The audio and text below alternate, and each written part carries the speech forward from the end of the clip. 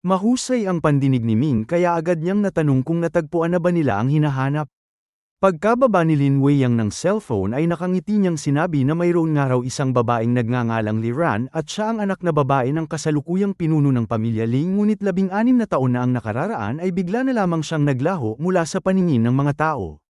Nalaman ng kanyang mga tauhan na si Liran noon ay hindi malaman kung bakit nagkaroon ng matinding pagkabagabag na naging dahilan upang magkasakit ang kanyang pag-iisip, kaya siya ay ikinulong sa isang pribadong mental hospital hanggang sa kasalukuyan.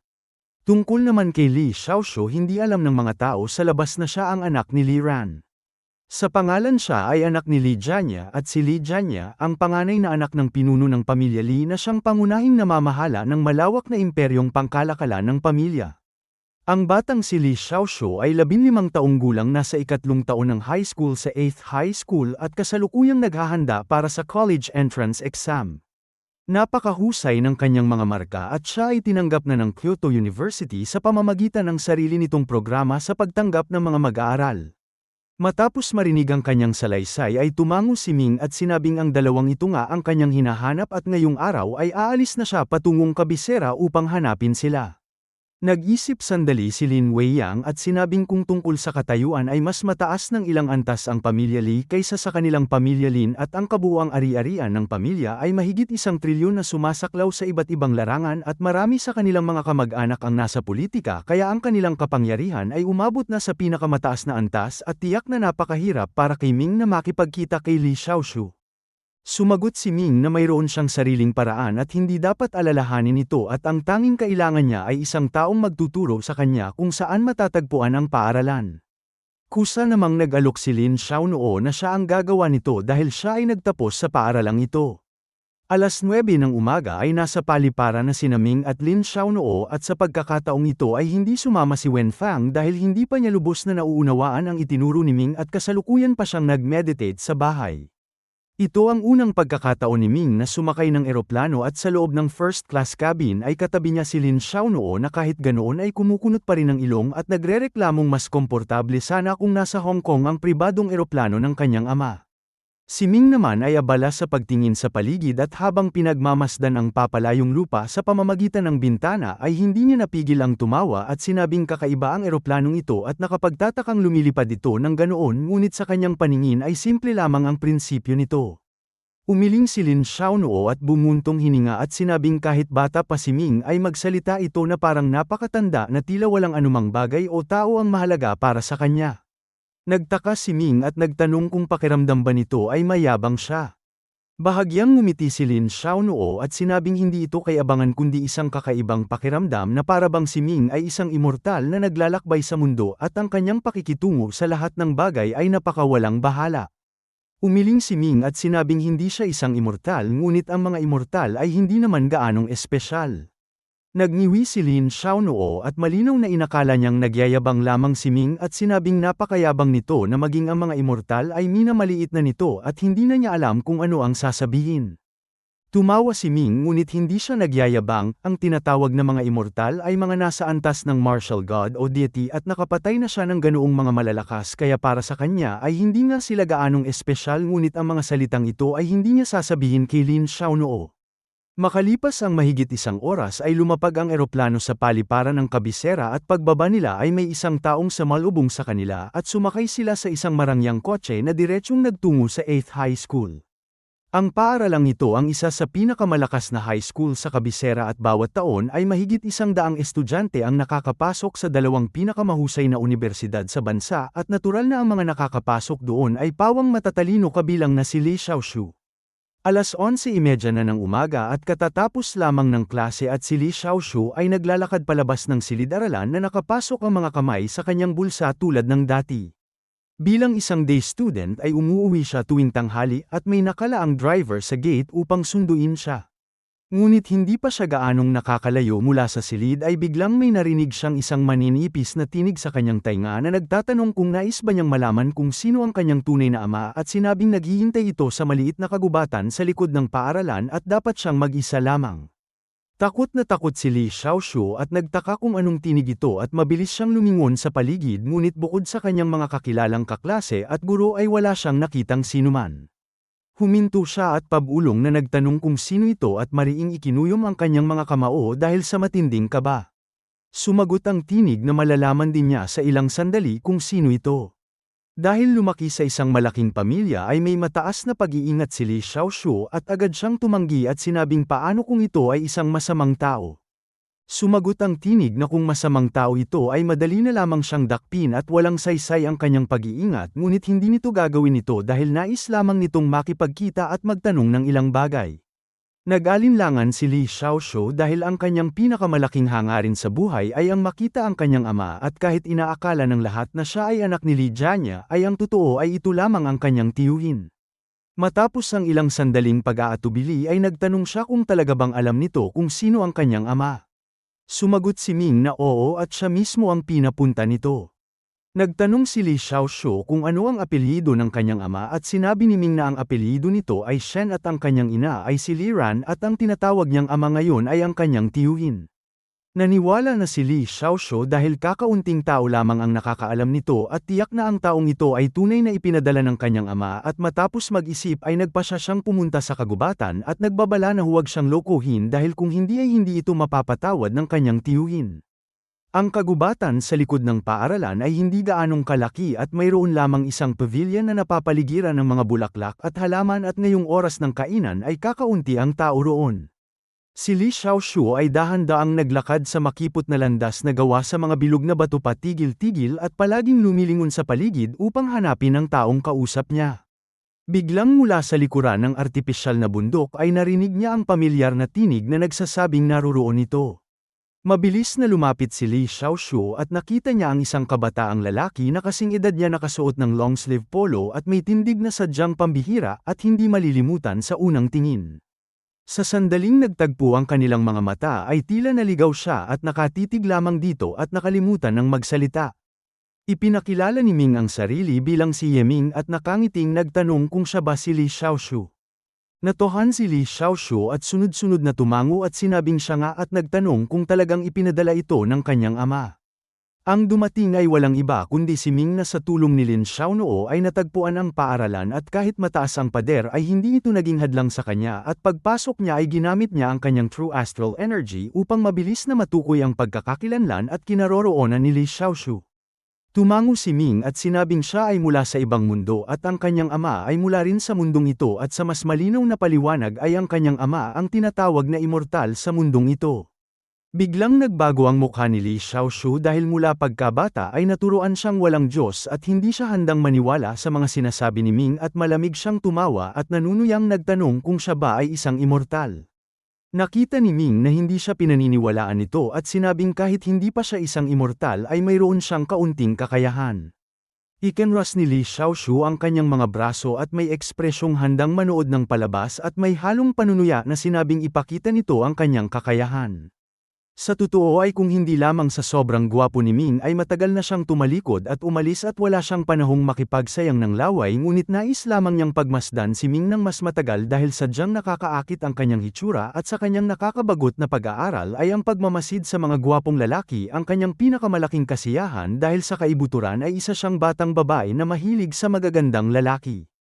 Iniunat ni Ming ang kanyang kamay at isang bato mula sa lupa ang lumipad patungo sa kanyang palad at ginamit niya ang kanyang inner force upang tunawin ito at hubugin at unti-unti itong naging hugis ng isang maliit na aso at pagkatapos ay tumigas muli at naging napakakinis ang ibabaw nito.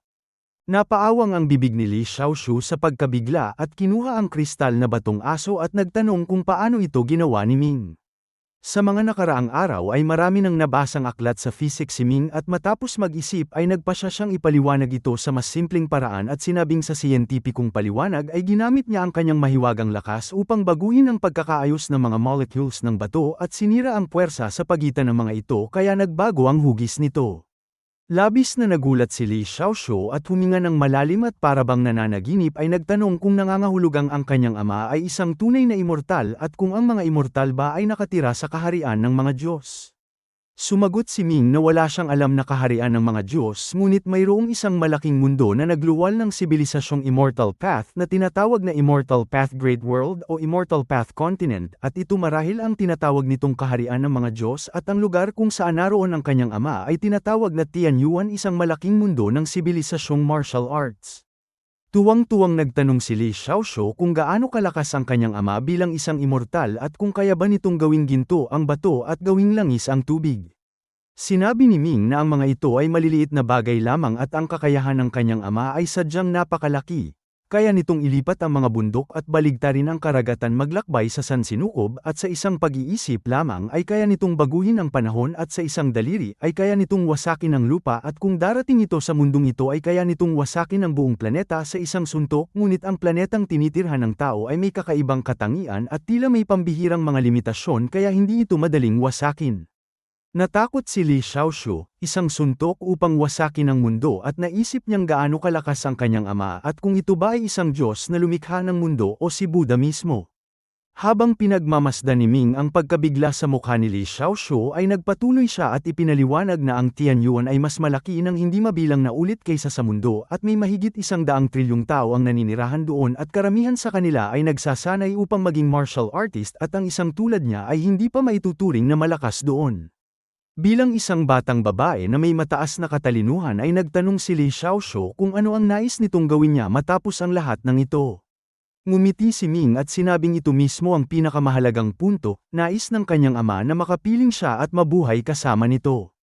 Nagulat si Li Xiaoshu at walang pag-aalinlangang umiling at sinabing ang lugar na inilalarawan nito ay parang isang mundong pantasya at tiyak na hindi siya makakaangkop doon at mas gusto niyang manatili sa kanyang lolo at tiyuhin at lalong hindi niya nais na mahiwalay sa kanyang ina. Ngumiti si Ming at sinabing kung mananatili siya roon ay hanggang 7 o 80 taon lamang ang kanyang buhay at ang mas nakatatakot ay pagkatapos ng 40 taon ay unti-unti siyang tatanda at ang kanyang buhok ay puputi, ang kanyang mga ngipin ay malalagas at siya ay magiging isang pangit at matandang babae at nagtanong kung ito ba ang nais niyang buhay.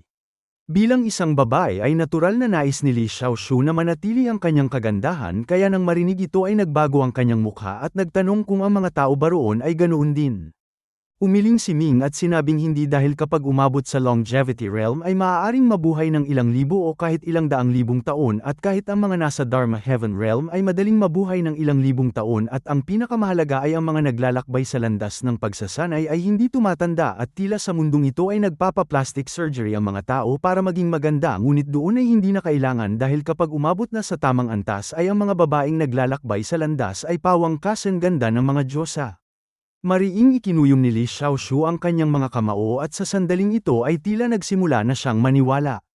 Nagpatuloy si Ming sa kanyang pag-atake at sinabing ang kanyang ama ay isang longevity realm na master at nagtanong kung alam ba nito kung ano ang katumbas nito at ipinaliwanag na kung pagsasamahin ang lahat ng pinakamayaman at pinakamakapangyarihang tao sa mundong ito ay hindi man lamang aabot sa 10,000 bahagi ng kanyang ama at kaya nitong bilhin ang isang buong bansa para sa kanya at gawin siyang reyna at kaya nitong isama siya sa paglalakbay sa sansinukob at pumunta sa lahat ng magagandang planeta at kaya rin itong humanap ng maraming gwapo at tapat na lalaki para sa kanya at ang mga ito ay maliit na bahagi lamang ng kanyang magiging buhay doon. Ang larawang ipininta ni Ming ay nagpatibok ng malakas sa puso ni Li Xiaoshu at kung ihahambing sa kanyang kasalukuyang buhay ay mas kaakit-akit ang ganitong uri ng pamumuhay. Ngunit sinabi ni Li Xiaoshu na ang kanyang ina ay nasa mental hospital at ito ang kanyang pinaka-inaalala at kitang-kitang ayaw niyang mahiwalay sa kanya kahit hindi sila madalas magkita. Tumawa si Ming at sinabing kahit anong sakit ay kaya nitong gamutin at huwag nitong kalimutang ang kanyang ama ay isang longevity realm na master. Mabilis na nag-isip si Li Xiaoshu at kung ihahambing sa kamanghamanghang mundo roon ay ang mga bagay tulad ng mga sikat na unibersidad, mayamang pamilya at magandang marka ay pawang nawalan ng halaga. Matapos ang mahabang pag-iisip ay tiningnan niya si Ming at seryosong sinabing kung madadala siya nito upang makita ang kanyang ina ay papayag siyang sumama. Tuwang-tuwang sumagot si Ming na madali lamang ito at kaya niya itong dalhin doon ngayon din. Umiling si Li Xiaoshu at sinabing hindi ito ganoon kadali dahil minsan ay pumunta siya roon at ang lugar ay may mahigpit na bantay at kahit langaw ay hindi makakapasok at walang sino man ang pinapayagang pumasok maliban sa kanyang tiyuhin. Tiniyak ni Ming na walang lugar sa mundong ito na hindi niya kayang pasukin. Nag-isip si Li Xiaoshu at naisip na dahil napakalakas ni Ming ay maaaring may paraan nga ito at pumayag siya, ngunit sinabing may naghihintay na driver sa labas ng paaralan at hindi sila maaaring dumaan sa gate kaya kailangan nilang lumabas sa pamamagitan ng pag-akyat sa pader. Sinabi ni Ming na madali lamang ito at hinawakan niya ang baywang ni Li Xiaoshu at ang huli ay nakaramdam na parang lumulutang sa ulap at magaang silang pumunta sa ibabaw ng pader at sa labas ay isang maliit na daanan para sa mga tao at pareho silang matatag na bumaba. Mabilis na sinabi ni Li Xiaoshu na dapat silang magmadali dahil may iba pang mga bodyguard sa paligid at baka makita sila. Ngunit huli na ang lahat dahil mula sa mahigit 100 metro ang layo ay dalawang lalaking nakasibilyan ang sabay na tumingin sa kanila at nang makita nilang hinihila ni Ming si Li Xiaoshu sa mabilis na pagtakbo ay labis silang nagulat at agad na nagsimulang humabol. Dahil si Li Xiaoshu ay isang babae at hindi gaanong mabilis tumakbo at ang mga humahabol ay papalapit ng papalapit kaya hinawakan siya ni Ming at inilagay sa kanyang likuran at mabilis na tumakbo at ang mga humahabol ay nakita lamang ang isang aninong kumislap at naglaho sa daloy ng mga sasakyan at hindi na nila alam kung saan ito pumunta.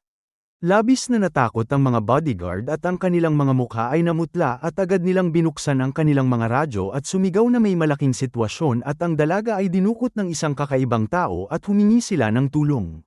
Sa isang iglap ay pinakilos ng malaking pamilya Li ang kanilang napakalakas na kapangyarihan at ang buong kabisera ay nagkagulo at hindi mabilang na tao ang naghahanap kay Li Xiaoshu.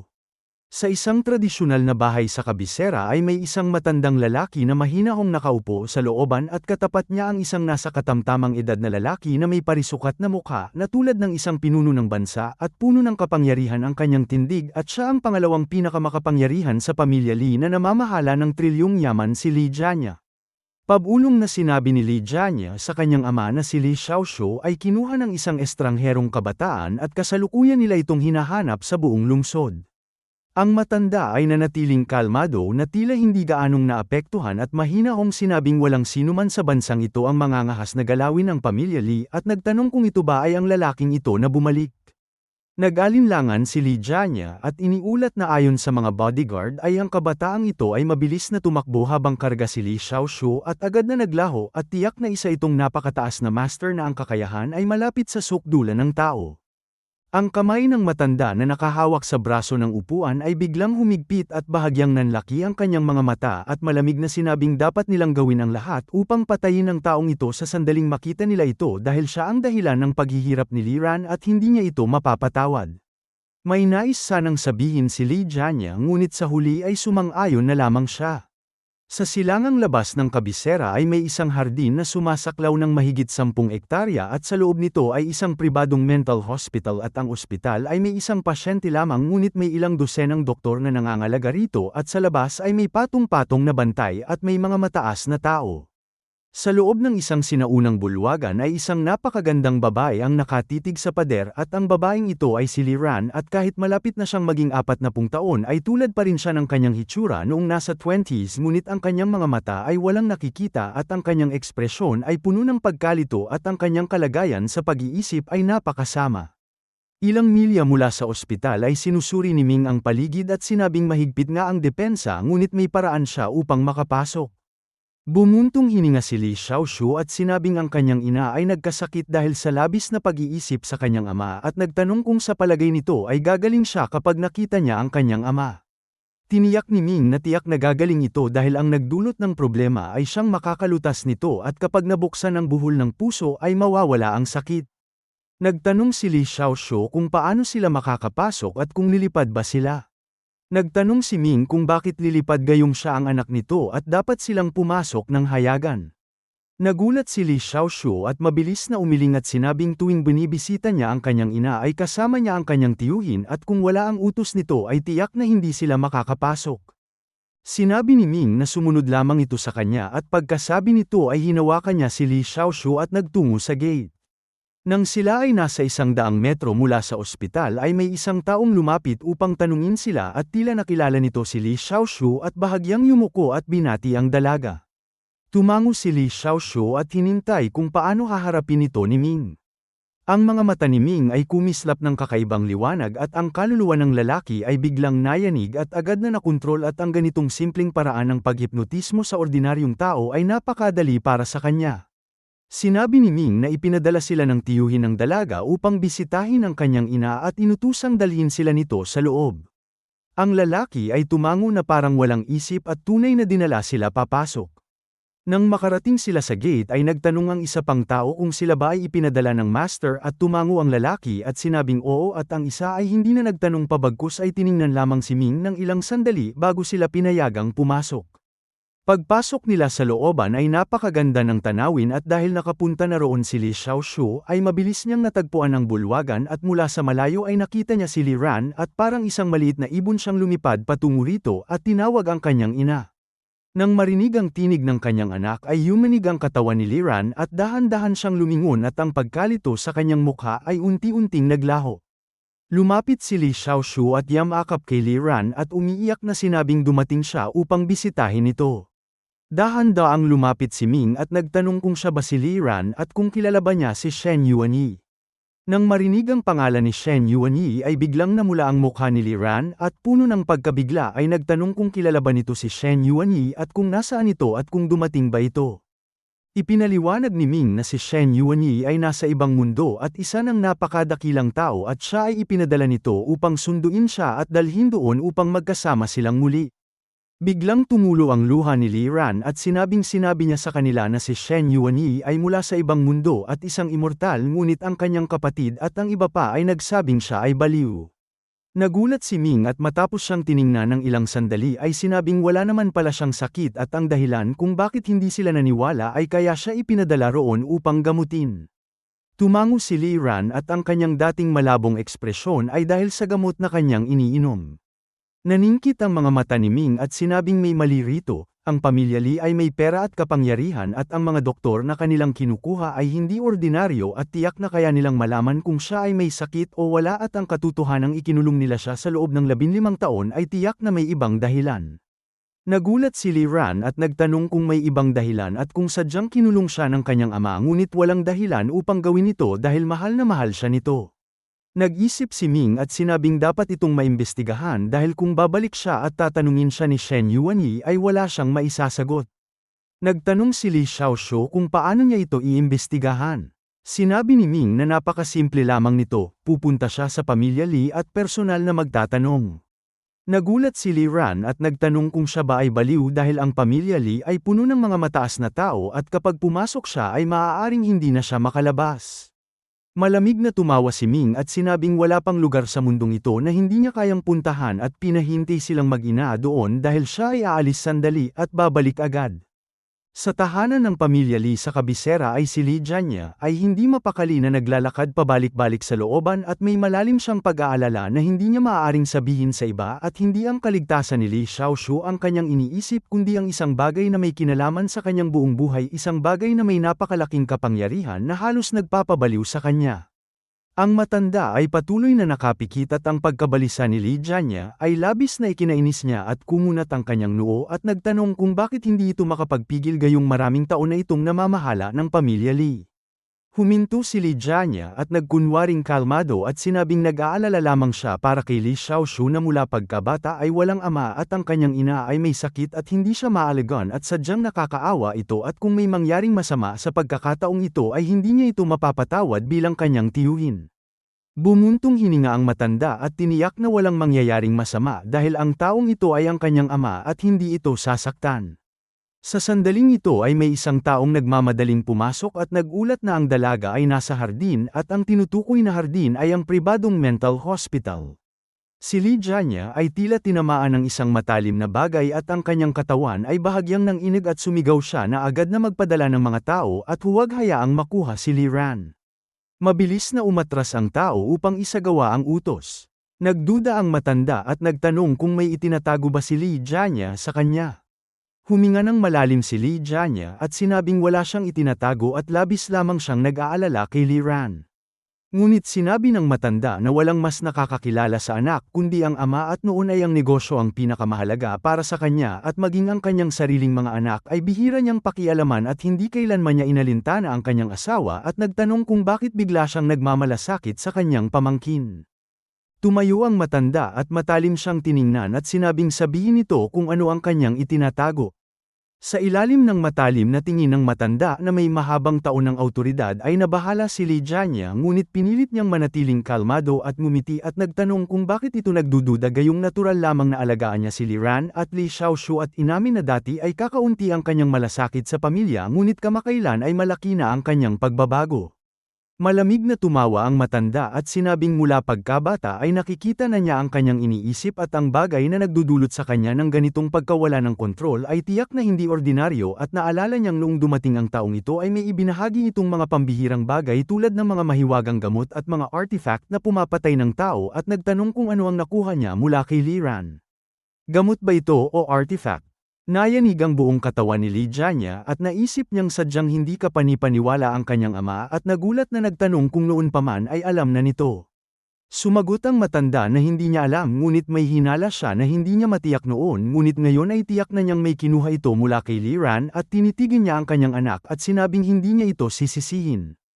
Muling naging kalmado si Li Jianya at sinabing nag-iisip lamang ito ng labis ngunit biglang may isang tinig na nagsabing hindi ito nag-iisip ng labis.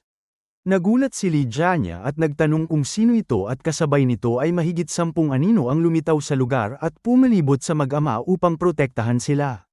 Mula sa likod ng dingding na may anino ay lumabas ang isang gwapong kabataang nakasuot ng polo long sleeve, may ngiti sa mukha at may tindig na napaka-elegante at hindi malilimutan sa unang tingin at siya ay walang iba kundi si Ming.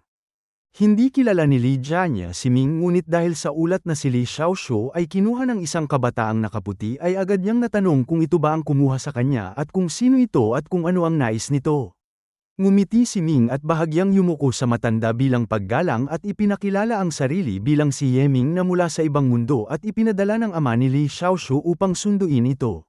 Nagulat ang matanda ngunit nang marinig na nais nitong kunin si Li Xiaoshu ay mariing suminghal ito at sinabing kailangan muna nitong pumayag bago nito magawa ito.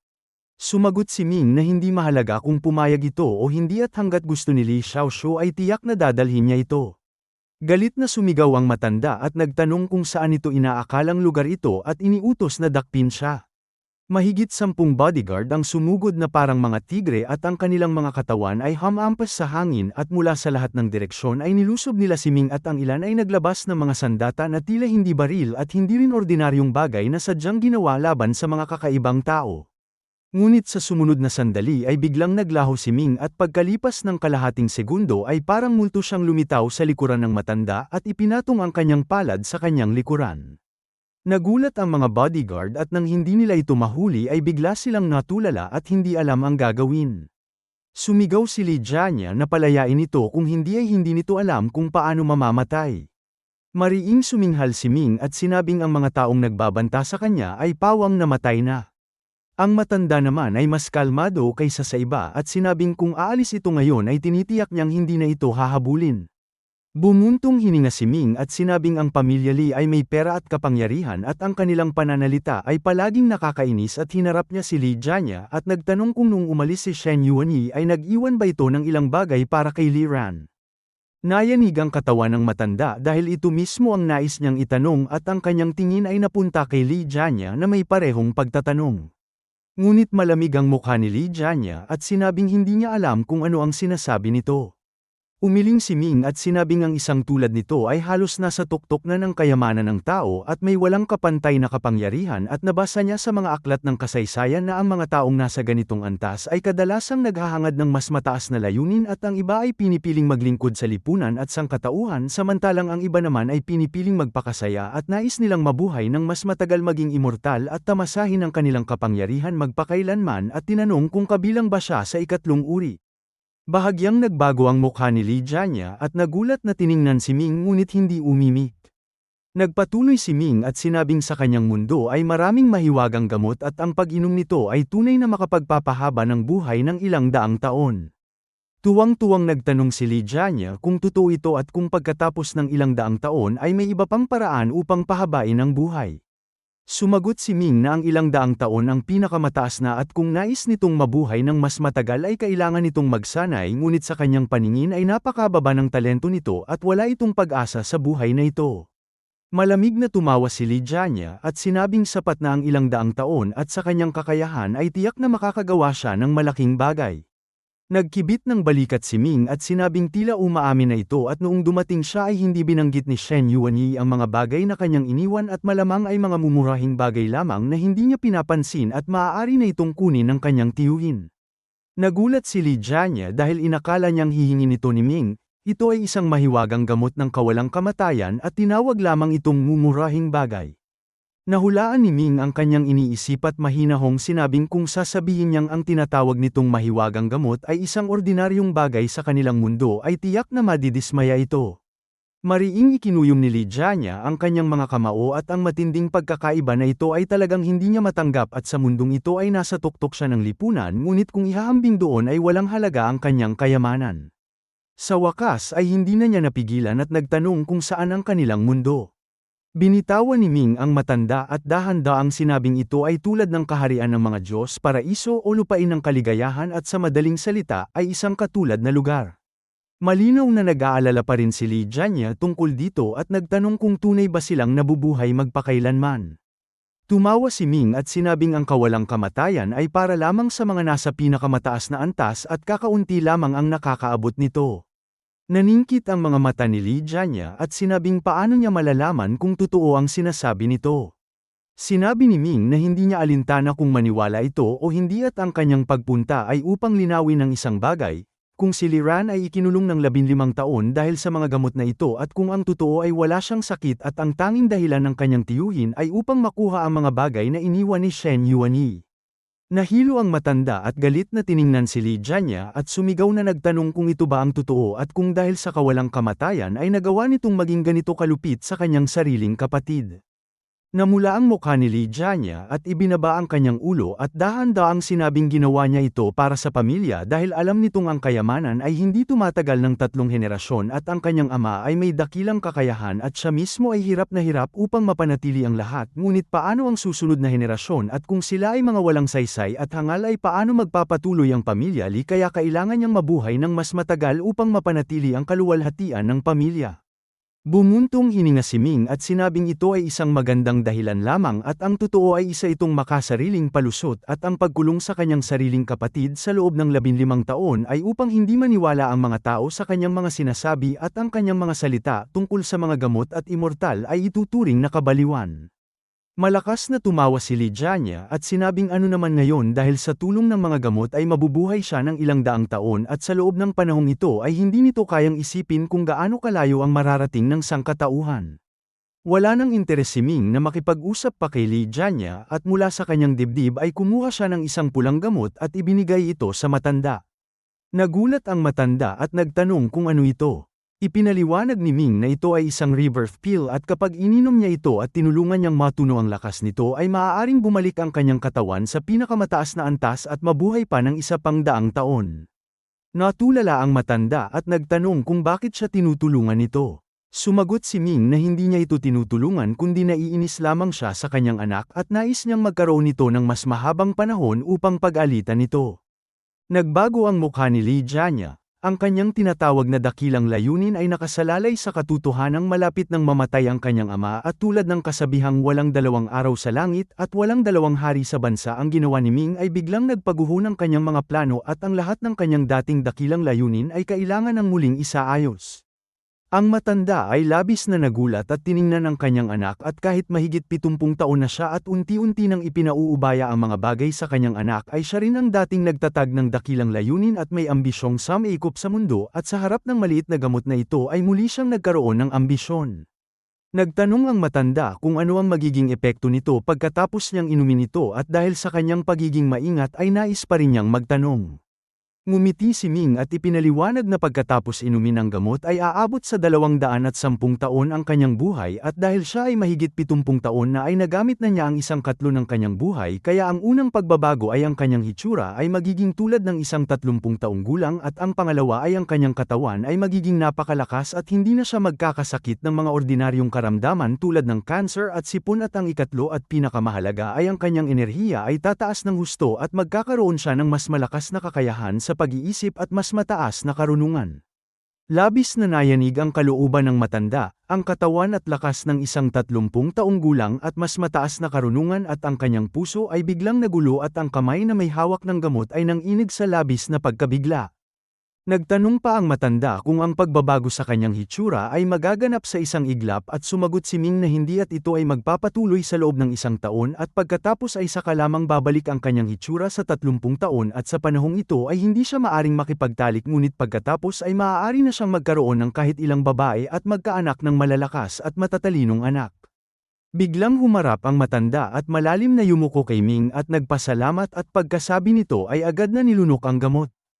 Agad na ipinatong ni Ming ang kanyang kamay sa kanyang balikat at ginamit ang kanyang inner force upang matunaw ang lakas ng gamot at sa isang iglap ay may isang singaw na pumaitaas mula sa tuktok ng ulo ni Li Hualong na kasentuwid ng isang espada at ang kanyang mukha ay biglang namula at naging malusog.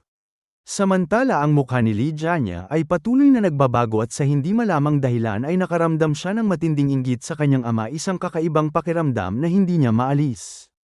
Unti-unting naging magaan ang ekspresyon ni Li Hualong at may ngiti pang lumitaw sa kanyang mukha at ang kanyang katawan at kaluluwa ay nasa pinakamainam na kalagayan. Lalong sumama ang mukha ni Li Jianya at sumenyas siya sa kanyang mga bodyguard at ang mga ito ay kanyang sinanay sa loob ng maraming taon bilang mga tapat na lingkod at sila ay tapat lamang sa kanya at kahit si Li Hualong ay hindi sila maaaring utusan. Ang isa sa mga bodyguard ay biglang itinaas ang kanyang baril at itinutok ito kay Li Hualong at isang putok ang narinig at isang bala ang lumipad at dumaan sa tabi ng balikat ni Li Hualong at tumama sa artipisyal na bundok sa likuran at naglabas ng usok at alikabok. Nagulat ang bodyguard, siya ay isang bihasang sniper ng militar at hindi dapat siya nagmintis sa ganoong kalapit na distansya kaya sunod-sunod siyang pumutok at ang mga bala ay sunod-sunod na lumipad ngunit lahat ay lumihis ng landas at wala ni isa ang tumama kay Li Hualong. Tumawa si Ming at itinaas ang kanyang hinlalaki kay Li Jianya at sinabing tunay na malupit ito hindi lamang sa kanyang kapatid kundi pati na rin sa kanyang ama at nais niya itong patayin dahil sa tingin niya ay makakasama sa kanyang interes kung mabuhay ito ng mas matagal ngunit malamang ay mabibigo ito dahil habang naririto siya ay walang makakapatay dito. Narinig ni Li Hualong ang putok at ang mga salita ni Ming at agad siyang nakaramdam ng matinding kalungkutan, ang kanyang sariling anak ay nais siyang patayin. Sinabi ni Ming na huwag itong malungkot dahil sa kasaysayan ay maraming prinsipe ang pumatay ng emperor at hanggat malaki ang interes ay handa silang patayin ang kahit sino at ang kanyang anak ay may katangian ng isang malupit na pinuno ngunit sadyang hindi ito matalino dahil kumilos ito nang hindi muna inaalam ang kanyang tunay na kakayahan. Sa puntong ito ay lumampas na sa kontrol ni Li Jianya ang mga pangyayari at dahil alam na ni Li Hualong ang kanyang masamang layunin ay hindi na niya kailangang magpanggap pa at tuluyan na niyang inalis ang kanyang maskara at sumigaw na patayin silang lahat. Sunod-sunod na putok ang narinig at ang mga bala ay lumipad patungo kina Ming at Li Hualong at sa pagkakataong ito ay naglaho ang ngiti sa mukha ni Ming at napalitan ito ng malamig na ekspresyon at malamig siyang tumawa at sinabing nais nilang patayin siya at ito ay mabuti. Ang isang bala ay pumasok sa loob ng 10 metro mula kay Ming at parang pumasok ito sa isang kakaibang force field at ang bala ay umikot sa loob nito at bumalik ng mas mabilis kaysa sa orihinal. Isa-isang tinamaan ang mga bodyguard ng kanilang sariling mga bala sa ulo at namatay sa lugar at ang isa ay maswerte at tinamaan sa dibdib at hindi agad namatay ngunit nawala na rin ang kakayahang kumilos at nakahiga na lamang sa sahig na umuungol. Ang mukha ni Li Jianya ay naging lubhang hindi maganda at dahan-dahan siyang umatras dahil ang kakayahan ni Ming ay sadyang napakalakas at tila hindi mas mababa kaysa kay Shen Yuanyi noon at sa ngayon ay wala siyang pag-asa.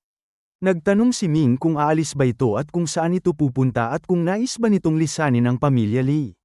Ang mga salitang ito ay nagpahinto kay Li Jianya at galit niyang sinabi kung bakit ito nakikialam sa gawain ng kanilang pamilya. Sumagot si Ming na ito ay dahil ikinulong nito si Li Ran sa loob ng 15 taon at ang utang na ito ay kailangan niyang bayaran para kay Shen Yuanyi. Mariing suminghal si Li Jianya at sinabing huwag nitong kalimutan ito ang pamilya Li at pagkasabi nito ay biglang may isang tao na lumabas mula sa pintuan at ang kanyang katawan ay nababalot ng makapal na itim na usok at ang kanyang tindig ay malamig at parang isang multo at huminto siya sa tabi ni Li Jianya at ang kanyang luntiang mga mata ay nakatitig kay Ming at si Ming ay nakatitig din sa kanya at madali niyang nakilala na ang lakas ng kalaban ay nasa antas ng martial master at nagulat siyang mayroong isang martial master sa mundong ito. Sinabi ng dumating na hindi niya inaasahang mayroong ganitong kataas na master sa mundo at ang kanyang tinig ay malamig ngunit malinaw na maririnig ang kanyang paggalang kay Ming. Sinabi ni Ming na hindi madaling maabot ang antas na ito at pinayuhan itong umalis dahil ayaw niya itong patayin. Ang lalaki ay hindi tumutol at magalang na nagtanong kung gaano pa kalayo ang landas ng martial arts. Ngumiti si Ming at alam niyang ang talento ng taong ito ay sadyang napakataas at ang kanyang kakayahan ngayon ay malamang na nakamit sa pamamagitan ng sariling pagsisikap at hindi niya maisip kung gaano kahirap magsanay sa mundong ito.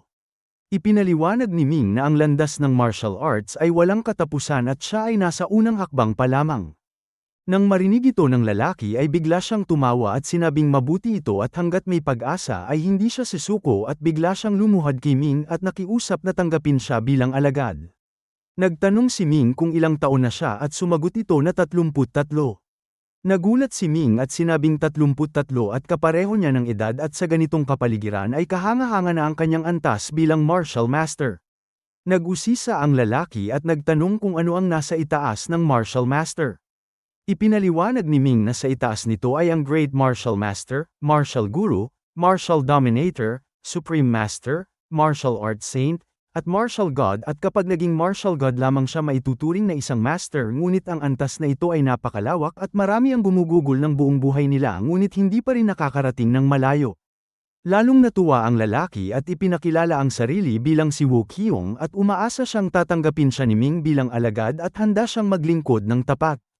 Matapos mag-isip ay pumayag si Ming ngunit sinabing kailangan nitong sumama sa kanya sa kabilang mundo dahil hindi siya magtatagal dito.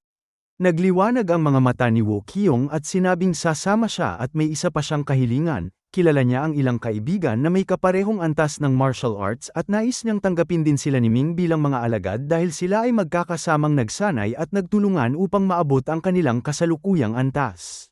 Naging interesado si Ming at nagtanong kung ilan sila at kung gaano kagaling ang kanilang talento kumpara sa kanya. Sumagot si Wu Qiong na 2 sila at ang kanilang talento ay mas mataas kaysa sa kanya. Tuwang-tuwang tumango si Ming at sinabing dalhin niya ang mga ito. Masayang yumuko si Wu Qiong at umalis iniwan si Li Jianya na nakatayo roon na parang tulala at pakiramdam niya ay gumuho ang kanyang buong pagkatao dahil si Wu Qiong ay kanyang inarkila sa napakalaking halaga ngunit ngayon ay bigla itong sumama sa kanyang kalaban. Bago tuluyang umalis si Wu Qiong ay sinabi nito kay Li Jianya na ang kanyang master ay isang immortal at isang ordinaryong tao tulad niya ay hindi dapat makipaglaban dito at ang dahilan kung bakit hindi siya pinatay nito ay dahil wala siyang karapatang mamatay sa kamay nito. Ang mukha ni Li Jianya ay naging lubhang hindi maganda at ngayong wala na ang kanyang huling alas ay labis siyang nabahala. Sa sandaling ito ay inalis ni Ming ang kanyang kamay mula sa balikat ni Li Hualong at ang huli ay dahan-daang nagmulat ng kanyang mga mata at nakaramdam ng labis na kaliwanagan at lakas at hindi niya napigilan ng sumigaw ng mahina at sinabing napakasarap ng pakiramdam na para bang bumalik siya sa kanyang kabataan. Pagkasabi nito ay buong katawan na yumuko sa lupa si Li Hualong sa harap ni Ming at magalang na sinabing hindi niya kayang bayaran ang kanyang malaking utang na loob at ang kanyang mga kilos ay mabilis at wala ng bakas ng katandaan at kahit ang kanyang hitsura ay tulad pa rin ng isang matanda ay ang kanyang espiritu ay tulad ng isang kabataan at mas malakas pa nga. Pinatayo siya ni Ming at nagtanong kung papayag ba siyang kunin niya si Li Xiaoshu at Li Ran. Walang pag-aalinlangan si Li Hualong na sumagot na dahil sa pambihirang kakayahan ni Ming ay tiyak na magiging masaya ang kanyang anak at apo sa piling nito at kung hindi lamang dahil sa kanyang walang pusong anak ay hindi niya gagawin ang ganoong bagay kay Li Ran. Si Li Jianya ay lumuhad at umiiyak na sinabing nagkamali siya. Dahan-daang tumayo si Li Hualong at tiningnan ang kanyang anak at sa kanyang kalooban ay labis siyang nasaktan ngunit sinabing kahit ganito ang kanyang ginawa ay anak pa rin niya ito at hindi niya ito kayang saktan at sa halip ay pinagpahinga muna ito at pinapunta sa ibang bansa. Malinaw na binabawi ni Li Hualong ang kanyang kapangyarihan at inilalayo ang kanyang anak mula sa sentro ng kapangyarihan at si Li Jianya ay labis na napahiya ngunit wala siyang magawa kundi ang tanggapin ito ng nakayuko. Umalis si Li Jianya at matapos masaksihan ng kakayahan ni Ming ay tuluyan na siyang nawalan ng pag-asa. Si Li Hualong naman ay dinala si Ming sa bulwagan at personal na naghanda ng tsaa para sa kanya at ang isang taong may ganitong kataas na posisyon ay may bahagyang pagsuyo sa kanyang mukha hindi dahil sa kawalan ng dangal kundi dahil sa harap ng isang taong kayang magbigay sa kanya ng mahabang buhay ay likas na lumalabas ang ganitong pag-uugali at ang mga malalakas na tao ay mas nauunawaan ang kahalagahan ng paggalang sa mas malakas. Sinabi ni Ming na may isa siyang hihilingin, sa kanyang pagbabalik ay nais niyang magdala ng isang grupo ng mga mahuhusay na mag-aaral ng martial arts upang maging kanyang pundasyon ngunit hindi niya ito kayang gawin ng mag-isa at kailangan niya ang tulong ni Li Hualong. Pumayag si Li Hualong at sinabing ang tulad ni Wu Qiong ay mas maraming alam kaysa sa kanya at magtutulungan sila upang makahanap ng paraan. Nasiyahan si Ming at pinapunta na si Li Ran at Li Xiaoshu at sinabing tiyak na mananatili muna sila dito ng ilang araw at dahil wala naman siyang gagawin ay maghihintay na lamang siya. Labis na nagpasalamat si Li Hualong at sunod-sunod na tumango at pagkatapos ay nagtanong pa tungkol sa Tianyuan at ang maikling paliwanag ni Ming ay labis na nagpamangha sa kanya at napagtanto niyang napakaliit pala ng mundo at ang sibilisasyon nito ay walang halaga kumpara doon. Nang araw ding ito ay bumalik sina Li Ran at Li Xiaoshu sa tahanan ng pamilya Li at ang muling pagkikita ng mag-ama ay puno ng lungkot at kagalakan at hindi sila nauubusan ng sasabihin sa isa't isa samantalang si Ming naman ay patuloy na kinukulit ni Li Xiaoshu upang magpakita ng iba't ibang mahiwagang kakayahan sa looban at wala siyang pahinga. Pagsapit ng gabi ay tinawag ni Li Hualong ang lahat ng pinuno ng iba't ibang departamento sa kanyang tahanan upang pormal na muling pamunuan ang malaking pamilya Li at hindi na pinansin ni Ming ang mga maliliit na bagay na ito at sa halip ay nag-isip siya kung paano pipili ng mga mahuhusay na talento sa martial arts. Alam niyang ang mga unang pumasok sa Tianyuan ay naging mga Supreme God at sa pagkakataong ito kung makapagdadala siya ng isang grupo ng mga henyo pabalik at sanayin sila ng kaunti ay tiyak na magiging mga longevity realm na master sila at ito mismo ang dahilan kung bakit niya tinanggap si Wu Qiong bilang alagad at sina Hu Liuan bilang mga tagasunod. Kinabukasan ay dumating si Wu Qiong kasama ang dalawang tao at ang dalawang ito ay mas bata kaysa sa kanya. Ang isa ay 30 taong gulang at ang isa ay 31 at ang kanilang mga pangalan ay Su Zishen at Pan Long at pareho silang mga nangungunang master ng martial arts sa mundo bata pa ngunit may pambihirang tagumpay. Ang tindig ni na Su Zishen at Pan Long ay iba kay Wu Qiong. Si Su Zishen ay may marangal na anyo parisukat ang mukha at matangkad at nakasuot ng tradisyonal na damit samantalang si Pan Long ay simpleng nakasuot ng sportswear hindi gaanong matangkad ngunit may napakatalim na mga mata at siya ang pinakamalakas sa tatlo. Nang makita ni Ming ang tatlong ito ay labis siyang nasiyahan at nang tanungin niya ang kanilang kalagayan ay sinabi nilang wala pa silang sariling pamilya at ang kanilang mga pamilya ay may magandang kalagayan kaya kahit umalis sila ay walang magiging problema. Sina Su Zishen at Pan Long ay parehong nakatitig kay Ming na may mapagsiyasat na mga mata at kahit gaano pa karami ang sinabi ni Wu Qiong tungkol sa kanyang pagiging makapangyarihan ay bilang ilan sa pinakamalakas na martial artist sa mundo ay sila ay likas na hindi naniniwala sa sabi-sabi, hindi naniniwala sa mga bulong-bulungan at ang tanging pinaniniwalaan lamang nila ay ang kanilang mga sarili. Tila nauunawaan naman ni Wu Qiong ang ganitong pag-iisip ng kanyang dalawang kaibigan kaya hindi na siya nagsalita pa dahil alam niyang kailangan ni Ming na magpakita ng tunay na kakayahan upang masupil ang dalawang ito at kumbinsihin silang sumunod ng buong puso. Natural na naunawaan ni Ming ang kanilang iniisip at nakangiti niyang tinanong si Pan Long kung gaano kalakas sa kanyang palagay ang maaaring marating ng martial arts. Nag-isip sandali si Pan Long at sinabing ang unang kailangan ay ang nakasisindak na lakas, ang pangalawa ay ang napakabilis na reaksyon at ang pangatlo ay ang malakas na kalooban sa martial arts. Tumango si Ming at sinabing tama naman ang tatlong puntong ito ngunit tila napakalimitado ng kanyang imahinasyon dahil ang isang malakas na martial artist ay lampas sa kanyang iniisip at upang patunayan ito ay inimbitahan niya ang tatlo na sabay-sabay siyang atakihin. Nagkatinginan ang tatlo at agad na nakaramdam ng pananabik na subukan ang kanilang kakayahan at kahit si Wu Qiong ay nakadama ng kapangyarihan ni Ming ay hindi pa sila tunay na naglaban kaya nais din niyang malaman kung gaano ito kalakas. Nakangiting sinabi ni Ming na hindi niya gagamitin ang kanyang panlabas na proteksyon at sa unang atake ay gagamit lamang siya ng purong lakas upang durugin sila at pinayuhan silang huwag ng mag-atubili at umatake na. Sa isang iglap ay sabay-sabay na kumilos ang tatlo, may sumuntok at may palm attack at walang awang umatake sa mga mahihinang bahagi ni Ming ngunit si Ming ay hindi man lamang gumalaw at sa pamamagitan lamang ng kanyang pandama ay ang kanyang mga kamay ay naging parang mga anino na sunod-sunod na hamampes. Sunod-sunod na malakas na tunog ang narinig at ang tatlo ay pakiramdam nila ay para silang binangga ng isang napakalaking bundok, isang lakas na hindi nila kayang labanan at sila ay sunod-sunod na pinalipad pa atras at kung hindi lamang sinadya ni Ming na gumamit ng malambot na lakas ay tiyak na namatay sila sa lugar ngunit kahit ganoon ay ang kanilang buong katawan ay nanghina at hindi sila makatayo ng mahabang sandali. Puno ng pagkabigla si Wu Qiong at sinabing napakalaki ng agwat ng kanilang kakayahan at sadyang hindi sila magkapantay at nagtanong kung gaano kalakas ang sukdulan ng kanyang master. Ipinaliwanag ni Ming na sa mundong ito ay mayroon lamang siyang ilang daang libong kilo ng lakas ngunit kapag bumalik siya sa kabilang mundo ay mayroon siyang lakas ng 10 dragon na mahigit 100 bilyong kilo. Ang tatlo ay nagkatinginan sa isa't isa, 100 bilyong kilo at naisip nilang ang ganitong uri ng lakas ay sadyang napakasindak. Muli silang pinasugod ni Ming at sa pagkakataong ito ay ipapakita niya sa kanila ang tinatawag na martial technique at ang tatlo ay huminga ng malalim at unti-unting nakabawi ng kakayahang kumilos at muli na namang sumugod gamit ang kanilang pormasyong tatsulok. Sa pagkakataong ito ay ipinikit pa ni Ming ang kanyang mga mata at tila wala sa loob ang kanyang mga pag-atake ngunit ang bawat kilos ay may taglay na mahiwagang lakas at ang palad ni Su Zizhen ay malinaw na damapo sa balikat ni Ming ngunit ang kanyang lakas ay parang putik na pumasok sa karagatan na walang anumang banta at kasabay nito ay biglang pumihit ang balikat ni Ming at ang kanyang kamay ay tila damaykit dito at siya ay pinalipad palayo. Hindi rin naging maganda ang kalagayan ni Wu Qiong at Pan Long. Ang isa ay hindi malaman kung paano nabago ang direksyon ng kanyang atake at tumama kay Panlong at ang isa naman ay hindi malaman kung bakit ang kanyang atake ay tumama sa kanyang sariling braso at pareho silang umatras sa sakit at nang umatras sila ay biglang sumunod si Ming at kahit hindi ginamit ang kanyang mga kamay ay direkta niya silang pinabangga at pinalipad. Lubos na humanga ang tatlo at sinabi ni Panlong na ang martial technique ng kanyang master ay umabot na sa pinakamataas na antas kung saan ang bawat kilos ay kayang gawing kamangha-mangha ang ordinaryong bagay at sila ay malayong malayo rito. Sinabi naman ni Ming na sa ikatlong atake ay ipapakita niya sa kanila ang kapangyarihan ng Divine Soul at pinasugod muli ang tatlo at mariing tumango ang mga ito at muli na namang sumugod ng sabay-sabay.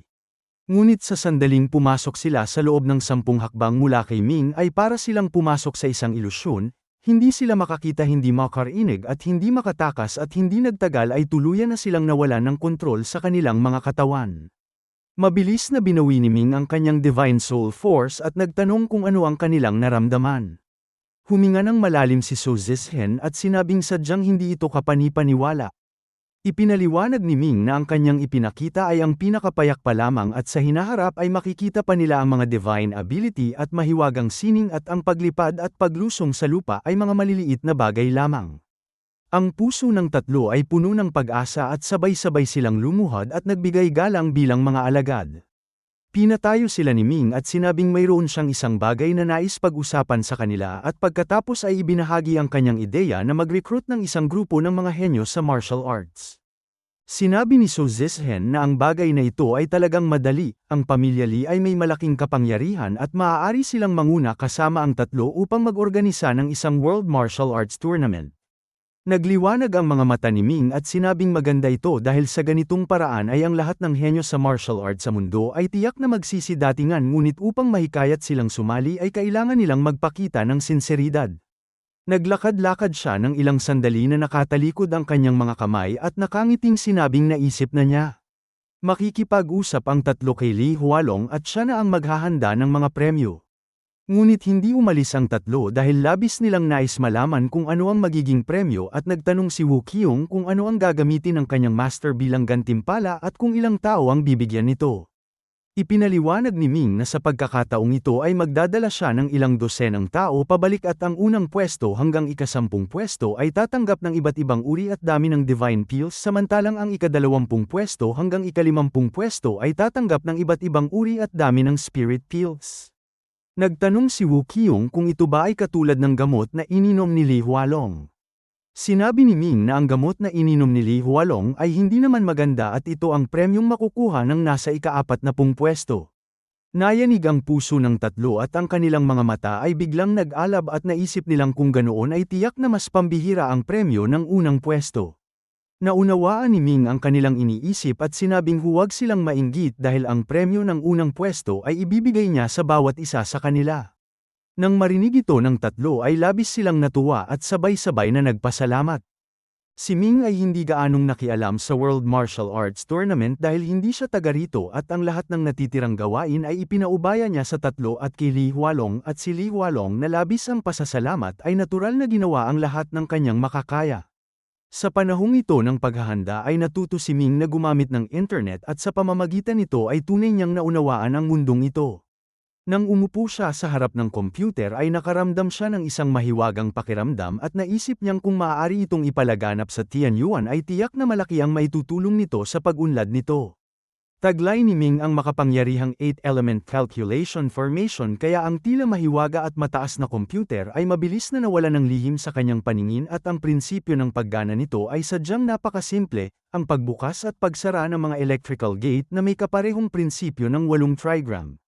Sa loob lamang ng kalahating araw ay nagawa ni Ming na gamitin ang kanyang true astral energy upang pisikal na i-connecta ang kanyang 8-element calculation formation sa internet at ang kanyang true astral energy ay kayang gayahin ng mga electrical signal at optical signal samantalang ang kanyang 8-element calculation formation ay kayang gayahin ng pagbukas at pagsara ng hindi mabilang na circuits at sa sandaling ito ay ang kanyang 8-element calculation formation ang nagsilbing pangunahing computer at ang kanyang true astral energy ang nagsilbing network cable at ang kanyang katawan ay konektado sa malawak na mundo ng network. Si Ming ay nakaupo lamang sa harap ng computer at baliw na sumisipsip ng mga kapaki-pakinabang na impormasyon mula sa buong mundo at upang mapadali ang kanyang pag-access sa internet ay ginamit ng pamilya Lee ang kanilang mga koneksyon upang direktang i-konekta ang fiber optic ng kanilang tahanan sa pambansang backbone network upang si Ming ay makapag-browse ng maraming resources ng walang hadlang. Nang kailangan ni Ming ang ilang teknolohiya ng sandata ay nakatagpo siya ng isang isolated na network na may malakas na depensa ngunit ito ay malinaw na hindi naging hadlang sa kanya at mabilis itong nabuksan ng kanyang 8-element calculation formation. Ang nilalaman ng address na ito ay labis na nag-interes kay Ming. Ito ay isang proyekto ng pagdevelop ng isang super weapon at kahit hindi pa ito matagumpay ay nagbigay ito ng malaking inspirasyon sa kanya ngunit syempre ay hindi para gumawa ng sandata kundi upang gawin itong isang divine ability. Napagtanto ni Ming na ang bato mula sa ibang bundok ay maaaring magpakintab ng jade at ang sibilisasyong teknolohiya ng mundo ay may malaking halaga rin para sa kanya kaya mas mabilis pa niyang sinipsip ang iba't ibang impormasyon. Ang araw na ito ay isang mapaminsalang araw para sa pandaigdigang internet, lahat ng server mula sa iba't ibang bansa higanteng korporasyon militar at pribadong sektor lahat ng impormasyon ay kinopya ng isang tao at ang ginawa ni Ming ay nagdulot ng matinding pagkabahala sa iba't ibang bansa na agad na nagsagawa ng physical isolation sa kanilang mga lihim na resources. Ngunit hindi na ito kailangan ni Ming dahil sa loob lamang ng isang araw ay nakuha na niya ang lahat ng impormasyong nais niyang malaman at umalis na siya sa internet ngunit sa totoo ay mas pinahahalagahan ni Ming ang iba't ibang kaalaman sa sosyolohiya kaysa sa mga kamanghamanghang teknolohiya dahil sa kanyang paningin ay maliit man ang mundo ay ang pagkakabuo ng lipunan nito ay sadyang napakasalimuot at ang kaalamang kanyang nakuha ay magkakaroon ng malaking tulong sa kanyang organisasyon sa Tianyuan. Habang baliw na sumisipsip ng impormasyon si Ming ay isa pang malaking pangyayari ang nagaganap sa buong mundo. Ang Lin Group ay gumastos ng 10 bilyong dolyar upang ipalaganap sa lahat ng pangunahing media sa mundo ang balitang ang 3 pinakamalakas na martial artist sa mundo ay magdaraos ng World Martial Arts Tournament at ang mga kalahok ay tatanggap ng mga premyong walang katumbas na halaga at ang patalastas ay naglalaman din ng website para sa pagpaparehistro na bukas para sa sinuman sa buong mundo. Siyempre ay ang mga kalahok ay kailangang dumaan sa paunang pagpili at kung hindi sila pumasa ay hindi sila makakasali sa huling tournament at hindi lamang basta patalastas ang ginawa ni Li Hualong, ginawa niyang isang programa ang proseso ng paunang pagpili na ipinalabas sa iba't ibang bansa at ang ratings nito ay hindi naman mababa at naging sikat na programa sa maraming bansa. Ayon sa plano ay ang paunang pagpili sa lahat ng bansa ay tatagal ng 1 buwan at sa panahong ito ay nagpasya si Ming na maglakbay sa iba't ibang bahagi ng mundo dahil hindi madali ang makapunta rito at nais niyang magkaroon ng mas malalim na pag-unawa sa mundong ito. Bagamat ilang araw na si Ming sa mundong ito ay wala pa siyang formal na pagkakakilanlan ngunit ang ganitong maliit na bagay ay hindi naging problema para kay Li Hualong at mabilis siyang nakakuha ng ID card at passport at ang pangalan sa ID card ay Yeming at ang kanyang pagkakakilanlan ay direktor ng isang malaking grupo isang bilyonaryo. Sa kanyang paglalakbay ay ginamit ni Ming ang pribadong eroplano ng pamilya Lee at ang kanyang unang destinasyon ay ang Dacian Temple. Ang Faxiang sect ay tinatawag ding Xian sect at ang pinagmulan nito ay ang Dacian Temple na itinayo noong Tang Dynasty kung saan isinali ni Master Xuanzang ang mga sutra mula sa India at si Xuanzang ay isa sa mga pangunahing tauhan sa mga alamat na kilala bilang Tang Sanzang isang pangalang pamilyar sa mga tao. Ang Dacian Temple ay matatagpuan sa lungsod ng Chang'an at ang eroplanong sinakyan ni Ming ay lumapag sa isang pribadong paliparan at ang may-ari nito ay isang kilalang negosyante at pilantropo sa Zion na nagngangalang Luo isang nasa katamtamang edad na lalaki at tila sinusuyo nito ang pamilya Li kaya napakagalang nito kay Ming at direkta itong nagpadala ng kotse upang ihatid siya sa Dacian Temple. Ang Dacian Temple ay tulad ng Lingyan Temple na naging isang tourist spot na rin ngunit hindi ito naging hadlang sa mga monghe upang magsanay doon at pagdating pa lamang ni Ming ay ang pinuno ng templo ay personal na lumabas upang salubungin siya kasama ang kanyang mga kasamahan at ang nasa unahan ay isang lalaking nasa 30 taon na may parisukat na mukha at malalaking tainga at sa kanyang katawan ay may isang mananipis na Buddhist na liwanag na umiikot. Agad na bumagsak ang tingin ni Ming sa nasa katamtamang edad na monghe at gayon din ang ginawa nito sa kanya at sa pagitan nilang may mahigit 10 metro ang layo ay pareho silang huminto sa kanilang paglalakad. Inilapat ng monghe ang kanyang mga palad at magalang na yumuko at ipinakilala ang sarili bilang si Wumang na nagbibigay galang sa panauhin. Tumango si Ming at sinabing napakahirap abutin ang antas ng Great Martial Master kaya ito ay sadyang kahanga-hanga. Nagtanong naman si Wumang kung ano ang ibig sabihin ng tinatawag nitong Great Martial Master at sa halip na direktang ipaliwanag ito ay nagtanong si Ming kung maaari ba niyang ipagkaloob dito ang tunay na mga klasikong Buddhist at kung handa ba itong sumama sa kanya. Malinaw na naramdaman din ni Wumang ang kapangyarihan ni Ming at matapos mag-isip ay nagtanong kung posible bang makamit ang pagkabuda dahil sa loob ng mahabang panahon at matapos ang hindi mabilang na pagsubok ay tuluyan na siyang nawalan ng pag-asa at naniniwalang wala siyang pagkakataong maging Buddha sa buhay na ito. Tumango si Ming at tiniyak na kung sasama ito sa kanya ay tiyak na makakamit nito ang pagkabuda. Ipinaliwanag ni Wumang na may kaunti na siyang nalalaman tungkol sa pinagmula ni Ming mula kay Wu Qiong at kung hindi ito mag-aatubili ay handa siyang sumunod. Sinabi ni Ming na sa antas nito ay tiyak na marami itong kakilalang kapareho ng lakas at ipinahayag niyang nais niyang dalhin nito ang mga ito sa kanya at sumagot si Wumang na kakaunti lamang ang mga naglalakbay sa landas ng pagsasanay sa bansa na karapat-dapat sa kanyang paningin at bukod sa tatlong tulad ni Wu Qiong ay mayroon pang tatlo na kanyang kilala at agad niyang ipagbibigay alam sa kanila upang pumunta at magbigay galang. Tumango si Ming at sinabing tulad ng ginawa niya sa Lingyan Temple kung saan ipinagkaloob niya ang Huayan Classics ay ngayon naman ay ipagkakaloob niya rito ang Fax Iyang Sect Classics at pagkasabi nito ay iniunat ang kanyang daliri at itinuro ito sa kanya. Tulad ng nangyari kay Longhua noon ay yumanig ang kaluluwa ni Wumang at napakaraming impormasyon ng Buddhism ang itinanim sa kanyang kamalayan.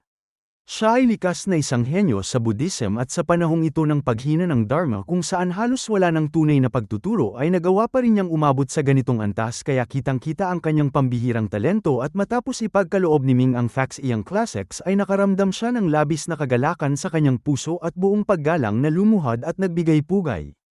Pinayuhan siya ni Ming na tawagin ang iba pang mga tao at sinabing maghihintay siya sa hotel. Si Wumang ay umalis upang tawagin ang kanyang mga kakilala samantalang si Ming naman ay nagtungo sa isang marangyang hotel na pag-aari ng pamilya Li at bilang pangunahing panauhin ng pamilya ay itinigil ng hotel ang operasyon nito at si Ming lamang ang tanging tinanggap at tila may naglik ng kanyang pagkakakilanlan dahil hindi nagtagal ay may dumating na panauhin ngunit hindi ito ang 3 taong binanggit ni Wumang. Tumawag ang isang service staff sa telepono at iniulat na may isang babaeng nagngangalang Ning Wushuang ang humihiling na makipagkita at matapos mag-isip sandali ay pinayagan siya ni Ming na umakyat.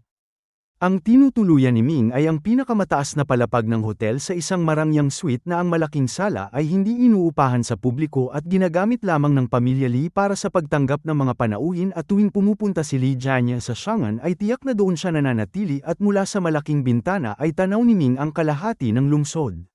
May kumatok sa pinto na may katamtamang lakas at may maindayog na pagtuktok at nang papasukin niya ito ay narinig niya ang tunog ng high heels na tumatama sa sahig at ang kilos ng papalapit ay hindi mabilis at hindi rin mabagal at huminto ito sa likuran ni Ming sa layong 10 metro at nagsalita at ipinakilala ang sarili bilang si Ning Wushuang, isa sa mga director ng World Martial Arts Association. Ang kanyang tinig ay sadyang kaaya-aya at nang lumingon si Ming ay nakita niya ang isang napakagandang babae na nakasuot ng tradisyonal na tangsuit, may matangkad at balingkinitang katawan at nakangiting nakatitig sa kanya at hindi maikakailang kahit ihambing pa kina Meiro at Luo Bingxian ay hindi magpapahuli ang kagandahan ng babaeng ito. Nagtaka si Ming at sinabing ngayon lamang niya narinig ang World Martial Arts Association at nagtanong kung ang kanyang pagpunta ay personal o sa ngalan ng asosasyon. Sumagot si Ning Wushuang na ito ay sa ngalan ng asosasyon at ipinaliwanag na ang asosasyon ay isang organisasyon na itinatag ng lahat ng malalakas sa mundo na may layuning magsanay ng magkakasama at umunlad ng sabay. Sinabi ni Ming na ito ay may kaparehong layunin sa World Martial Arts Tournament na kanyang idinaraos at nagtanong kung may kaugnayan ba ang kanyang pagpunta rito.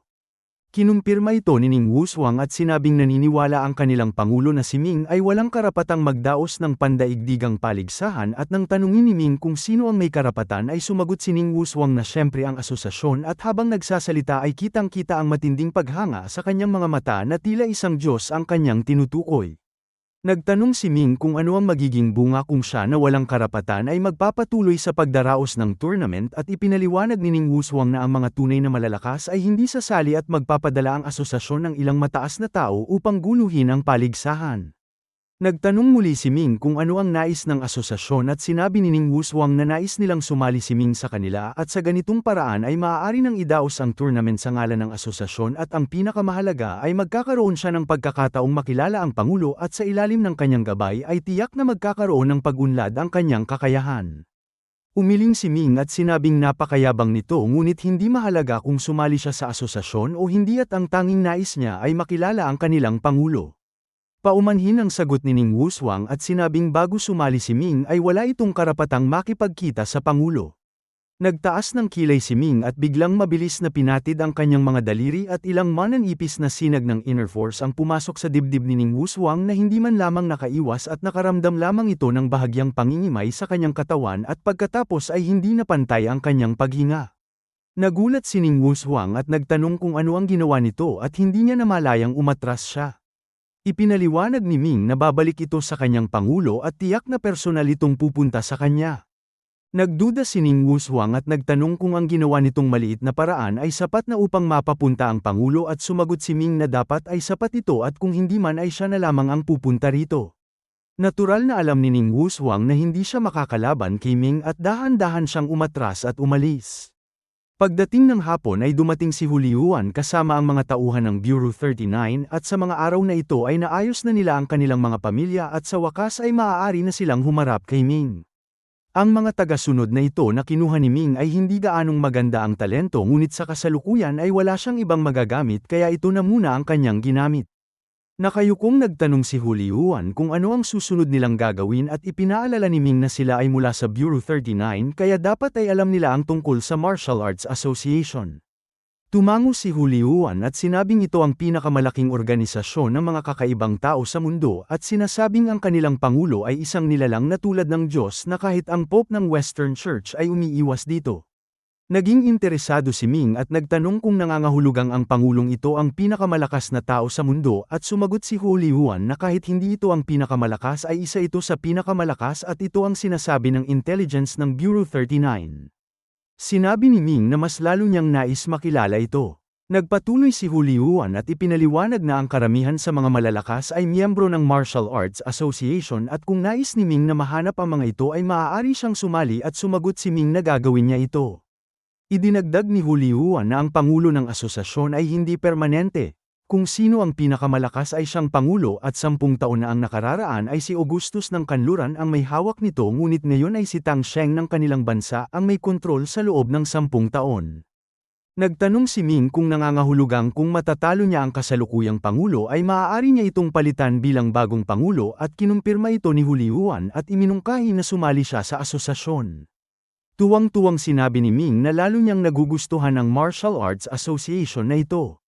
Ipinaliwanag pa ni Hulihuan na mayroong rangkang ng lakas sa loob ng asosasyon at lahat ng miyembro ay nasa listahan at sino man ay maaaring hamunin ang mas mataas sa kanya. Sinabi ni Ming na kung walang pagkakamali ay pupunta si Tang Sheng sa kanya at matatalo niya ito at siya ang magiging bagong pangulo. Nagulat si Hulihuan at nagbabala na dapat mag-ingat si Ming dahil ayon sa datos ng Bureau 39 ay si Tang Sheng ay may pambihirang lakas at tinatawag na Martial Arts Emperor at mariing suminghal si Ming at sinabing napakayabang nito dahil kahit ang isang martial god ay hindi mangangahas na tawagin ang sarili ng ganoon.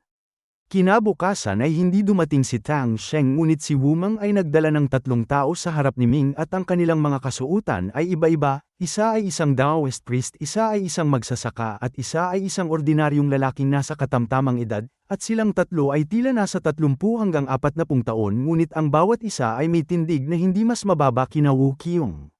Malamang na alam na nila mula kay Wu Meng ang kakayahan ni Ming kaya sila ay napakagalang at agad na nagbigay galang nang sila ay magkita at binati si Ming bilang Ginoong Ye.